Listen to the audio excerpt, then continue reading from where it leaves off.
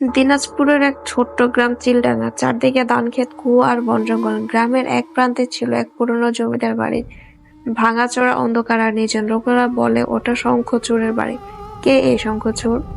গল্প বলে তিনি ছিলেন এক নিষ্ঠুর তান্ত্রিক জমিদার। শত বছর আগে ক্ষমতার লোভে অসংখ্য মানুষের বলি দিয়েছিলেন। এক রাতে গ্রামের লোকেরা তার কালো সাধনায় বাধা দিতে গিয়ে তাকেই পুড়িয়ে মারে, কিন্তু মরে গিয়েও তার আত্মা মুক্ত হয়নি। সেই রাতের পর থেকে প্রতি বছর আশ্বিন মাসের এক বিশেষ রাতে, যখন পূর্ণিমা ওঠে আর বাতাস থেমে যায়, শঙ্খচূড়ের আত্মা নাকি আবার ফিরে আসে। শোনা যায় কারো চোখের সামনে সে নিজেই রূপ ধারণ করে, আর যাকে সে দেখে সে আর ফিরে না।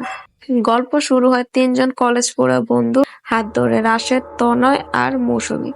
ওরা শহর থেকে এসেছিল গ্রামের লোককথা নিয়ে গবেষণা করতে। গ্রামের মুরব্বীদের নিষেধ সত্ত্বেও ওরা পুরনো জমিদার বাড়িতে রাত কাটানোর পরিকল্পনা করে। রাতে 12টায় শুরু হয় অদ্ভুত ঘটনা। দরজা আপনে থেকে বন্ধ হয়ে যায়, বাতাস হঠাৎ জমে যায়, আর চারদিকে শোনা যেত শঙ্খের আওয়াজ।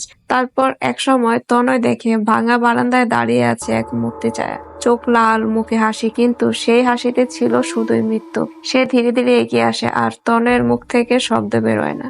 রাশেদ দৌড়ে পালাতে গিয়ে পড়ে যায়। পিছনে ফিরে দেখে মৌসুমী ঘরের মধ্যে হাঁটছে ভূতের দিকে। রাশেদ ছুটে গিয়ে ওকে টানতে গেলে হঠাৎ করেই জমে যায় সবকিছু। বাতাস থেমে যায়, গাছের পাতা নড়ে না, আর চারদিক নিস্তব্ধ। একমাত্র শোনা যায় কারো গলা, আমার সাধনা অসম্পূর্ণ। পরদিন সকালে গ্রামের লোকেরা জমিদার বাড়ির সামনে পায় শুধু রাশেদের ক্যামেরা আর নোটবুক। ওদের আর কখনো খুঁজে পাওয়া যায়নি।